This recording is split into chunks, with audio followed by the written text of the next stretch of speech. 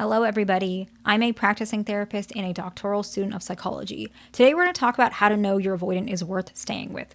One of the most common questions I have, if you've had a call with me, you know that this is something a lot of you guys are bringing up to me, and we're reviewing that right in our session.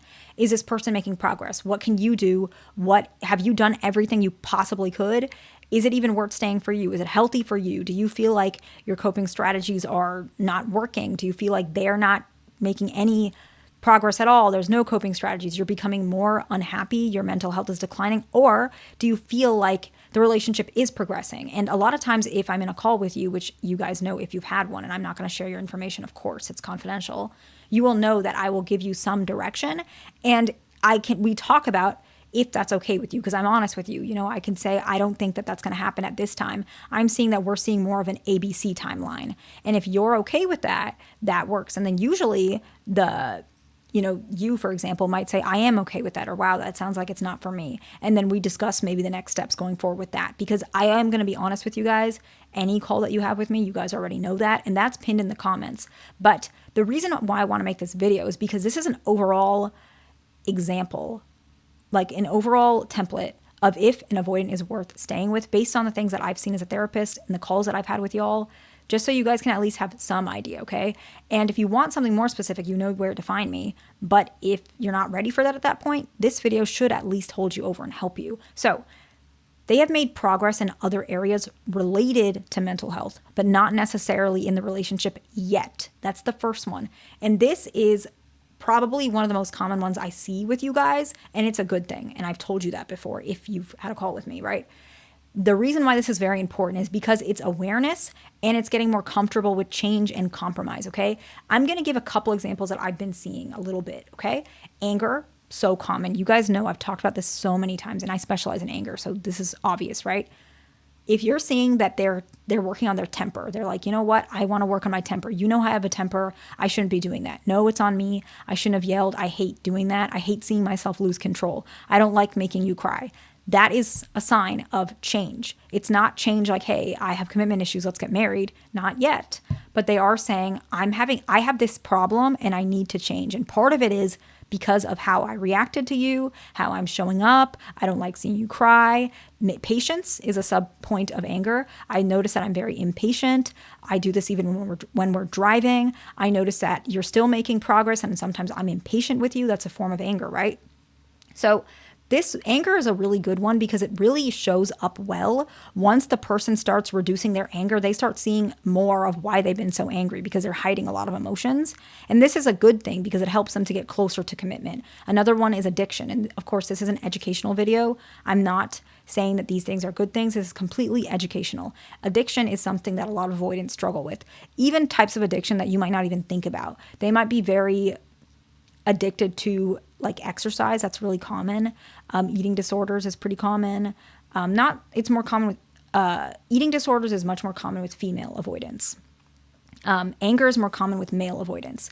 But addiction, maybe just numbing themselves with certain things. It might even be just watching too much TV, video games, poker, any of these things, like any gambling. That's a type of addiction, right? You will start seeing that their behaviors they're trying to manage these things. Even like dip tobacco. That's a really common one. I come from Virginia, so obviously tobacco, right? But a lot of people struggle with tobacco usage. And they might say, you know what? I'm starting to realize that this is affecting my mood. Like if I'm not getting that, hit or dose, I'm starting to be irritated towards my wife. I'm starting to be more angry. I'm seeing that I'm even irritable towards my daughter, and I hate seeing myself like that. And they start wanting to make such progress. Emotional regulation is another one. I notice that I'm getting like really dysregulated, like fearful avoidance. They start noticing, they might say, I notice when I have a really bad day, I can't talk to anyone. I just shut myself off in my room and my husband is wondering what's going on with me. And I just don't even tell him. I just shut him away. And this is a problem. But see, these are not this is not the commitment, but it's still progress in those mental health areas, which is really important. This one is probably the best indicator, which is why I put it first. But it takes time. So you might not see this even if you see the other ones, okay? And that one might not even fit for you. Maybe your avoidant partner doesn't have any of these issues. So it's not gonna apply. The next one is they mention they put effort in your relationship. This one's kind of tricky because they might say it when they're angry. but it's still progress because it's true. It's true. They might even say, I've changed in this relationship more than any other relationship before. How come you don't see that? Or they might say something even more, it sounds more harsh, but it is still change. I never put up with anyone talking like that to me, but I've been with you for, X amount of years, X amount of months. They're saying that like, you're special and I am changing and I'm tolerating you. It sounds really mean though. I'm not even going to lie. It doesn't sound very pleasant, but it is a sign that they're actually making more connection towards commitment. The next one is that they have made more progress physically. It doesn't even have to be in the bedroom, but it means like they are more comfortable with hugging. They're more comfortable with kissing. They're more relaxed about certain things. This one's a little bit interesting. This is way more common with fearful avoidance. I almost want to say almost exclusively fearful. No, not exclusively fearful avoidance, but much more common. Fearful avoidance are even uncomfortable with like animals and children. Have any of y'all ever noticed that? I do. A lot of my fearful avoidant patients are really uncomfortable with that because then when they were a child, they were highly, highly, highly neglected.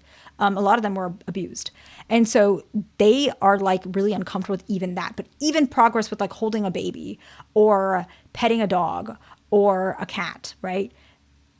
That is still progress, that they're comfortable with physical affection. The next one is communication has gotten easier. They're not temperament, but they're clearer with their descriptions of things, but especially their emotions are not controlling how that communication goes. Not as much. They're not shutting down as much. They're not pulling away as much. They are attempting slightly to tolerate the communication a little bit more. It's a really good sign, okay? The next one is they comment that they see progress in the relationship or they're happier in the relationship, or they might even say they're happier than they used to be.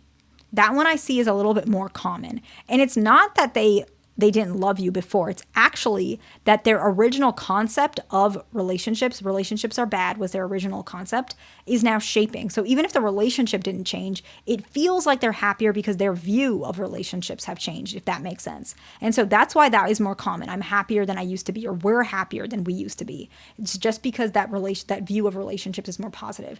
The next one is they're more open to hearing your thoughts. Avoidance, this one's more particular with dismissive avoidance. Dismissive avoidance are they're really stuck in their ways, to be honest. And even thoughts about politics, even thoughts about, financial, like a financial portfolio or the best way to earn money. They're really rigid about those things. But if you say, no, I think that stocks is a good idea. You don't always have to invest in real estate. Or yeah, I think that both parties have a side, whatever it is, and they are more open to hearing what you're saying.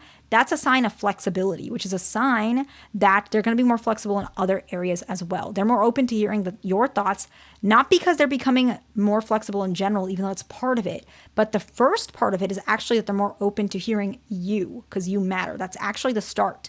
It's not the other way around. It's not that they're becoming more flexible in life and so it shows up with you. It's usually you are helping them to be more flexible in life because they're more flexible about you first. That's usually the way it goes. And the last one is they ask you for improvement as well. This is really important. By them asking for you to improve as well, it shows that they're invested in the relationship, which means they believe relationships are supposed to progress. So let's summarize and we'll wrap it up. That they've made progress in other areas mental health wise, that they've mentioned they put effort in the relationship, that they've made progress physically, even with animals and children, like hugging, petting, things like that. The communication has gotten easier, even a little bit. Even a little bit is good, okay?